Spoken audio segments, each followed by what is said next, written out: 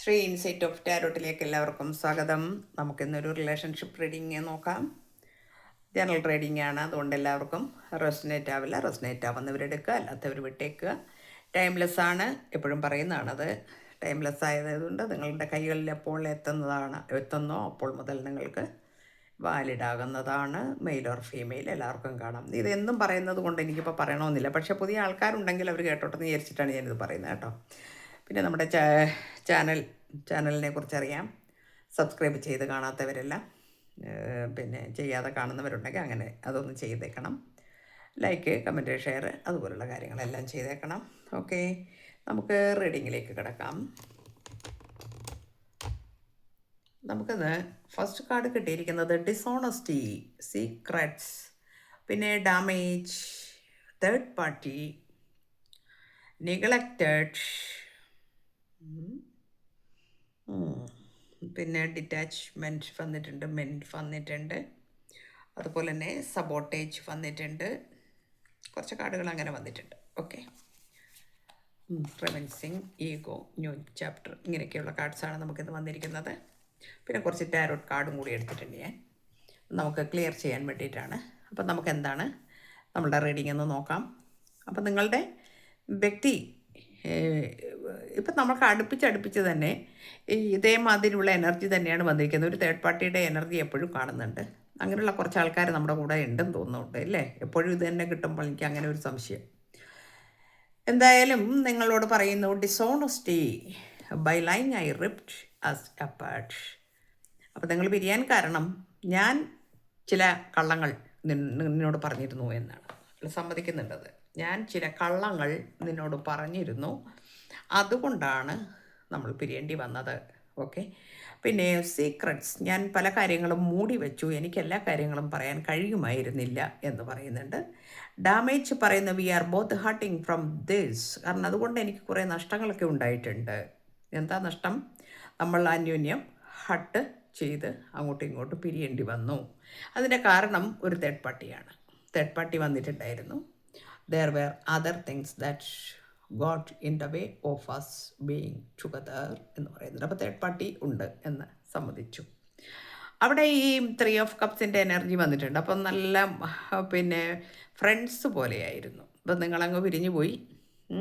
നിങ്ങളെ കുറച്ചങ്ങ് പിന്നെ ഏതായാലും കള്ളമൊക്കെ പറഞ്ഞിട്ടാണെങ്കിലും ഒക്കെ നിങ്ങളെ അങ്ങ് മാറ്റി നിർത്തി കഴിഞ്ഞപ്പോഴത്തേനെ ഈ തേർഡ് പാർട്ടിയുമായിട്ട് വളരെ ഫ്രണ്ട്സായിട്ട് വളരെ അടിച്ചു പൊളിക്കുക എന്നൊക്കെ നമ്മൾ പറയില്ലേ. അപ്പോൾ അങ്ങനെയുള്ള കാര്യങ്ങളൊക്കെ ഇവിടെ വന്നിട്ടുണ്ടെന്ന് കാണിക്കുന്നുണ്ട്. അതുകൊണ്ട് തന്നെ ഞാൻ നിന്നെ നെഗ്ലക്റ്റ് ചെയ്തു. I failed to give you what you need. നിനക്കൊന്നും ഞാൻ ആഗ്രഹിച്ച രീതിയിൽ എനിക്ക് തരാൻ ആ സമയത്ത് കഴിയുമായിരുന്നില്ല. അതുകൊണ്ട് ഞാൻ എന്ത് ചെയ്തു? ഞാൻ നിന്നെ നെഗ്ലക്റ്റ് ചെയ്തു. ഓക്കെ, അവിടെ ഇരിക്കട്ടെ. അപ്പോൾ ഇവിടെ തേർഡ് പാർട്ടി, ഇയാൾ വളരെ, ഈ വ്യക്തി, നിങ്ങളുടെ വ്യക്തി, ഹി ഓർ ഷി ആരായാലും, അവർ ഒരു ധനത്തിൻ്റെ പുറകെ പോകുന്ന ആളാണ്. അതായത് ഒരുപാട് ധനത്തെ ആഗ്രഹിച്ചിരുന്ന ഒരാളാണ്. ഒരുപാട് ധനം എന്ന് വെച്ചാൽ എത്ര ധനം കിട്ടിയാലും തികയാത്തൊരു വ്യക്തി. അങ്ങനെയൊക്കെ ഉണ്ടല്ലോ ചില ആളുകൾ. ഇതൊരു സ്വപ്നം കണ്ടുകൊണ്ടേയിരിക്കും. അപ്പോൾ ഈ തേർഡ് പാർട്ടിക്ക് കുറച്ച് സാമ്പത്തിക സ്ഥിതി ഉണ്ടായിരുന്നു. ആ സാമ്പത്തികം ഇവിടെ കൊടുത്തു. കാരണം 1 കൊടുത്താൽ 9 പിടുങ്ങിയെടുക്കാൻ കഴിവുള്ള ആളാണ് ഈ തേർഡ് പാർട്ടി എന്നാണ് നമുക്കിവിടെ അടുത്ത കാർഡ് പിന്നെ നൈറ്റ് ഓഫ് വാൻസ് വന്നിട്ടുണ്ട്.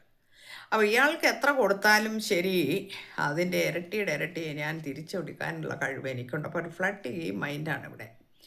ഫ്ലട്ടി ആയിട്ടുള്ള ഒരു പിന്നെ വ്യക്തിയാണ് ഈ നിങ്ങളുടെ തേർഡ് പാർട്ടി. ഫ്ലട്ടി എന്ന് പറഞ്ഞു കഴിഞ്ഞാൽ അറിയാമല്ലോ, എല്ലാ അർത്ഥത്തിലും പിന്നെ ഒരു പിന്നെ ശരിയായിട്ടുള്ള ആളായിരുന്നില്ല. എങ്ങനെ, ഏത് കാര്യത്തിൽ, ഏത് വിഷയത്തിലാണെങ്കിലും. ഓക്കെ, അത്രയും എനിക്ക് പറയാമെന്നുള്ളൂ. ഞാൻ കൂടുതൽ പറയാൻ എനിക്ക് ഇഷ്ടമില്ല. ഓക്കെ, ക്വീൻ ഓഫ് സോട്ട്സ് വന്നിട്ടുണ്ട്.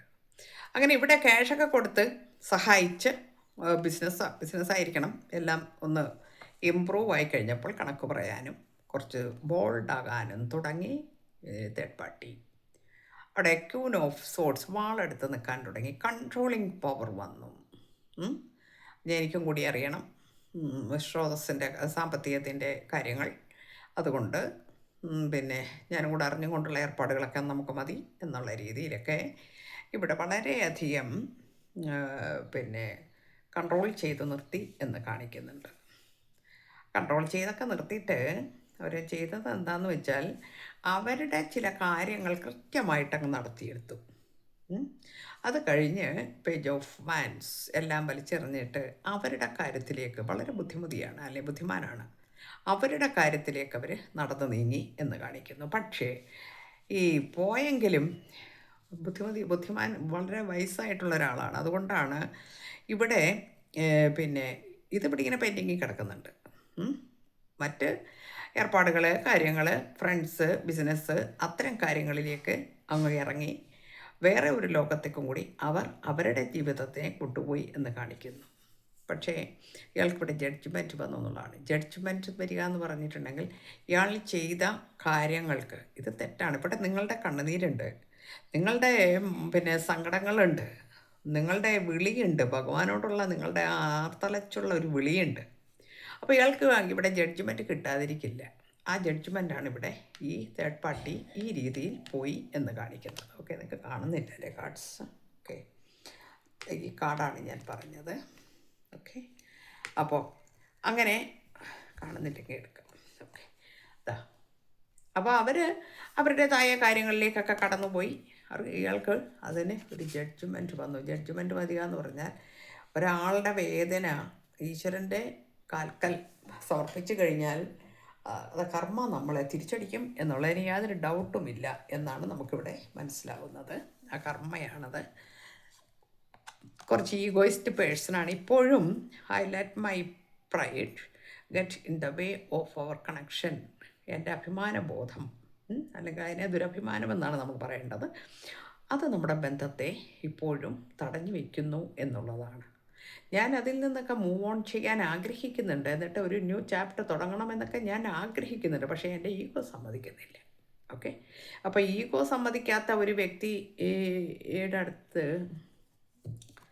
അതെനിക്ക് പറയാനറിയില്ല എങ്ങനെയാണ് എന്നുള്ളത്. നമുക്ക് നോക്കാം. അടുത്ത കാർഡ് നോക്കട്ടെ. ദ ലവേഴ്സ് കാർഡ് വന്നിട്ടുണ്ട്. പക്ഷേ ഇയാളെല്ലാം തിരിച്ചറിഞ്ഞിരിക്കുന്നു. നിങ്ങൾ പലപ്പോഴും പറഞ്ഞിട്ടുണ്ടാവും നമ്മൾ ടെൻ ഫ്ലെയിം ആണല്ലേ, സോൾമേറ്റ് ആണ്, ഒരു ഡീപ്പ് ലവ് ആയിരുന്നു നിങ്ങൾ തമ്മിൽ അത്രയ്ക്കും വളരെ അഗാധമായ ബന്ധമായിരുന്നു. അത് ഇയാളെ ഓർക്കുന്നുണ്ട്. ഇയാൾക്കത് മനസ്സിലായി ഇപ്പോൾ. കാരണം എത്ര ശ്രമിച്ചിട്ടും മറക്കാൻ കഴിയുന്നില്ല. എന്തെല്ലാം കാണിച്ചു, പോയി, അവിടെ പോയി, ഇവിടെ പോയി, അതിലേ പോയി, ഇതിലേ പോയി, എല്ലാം ശരി തന്നെ.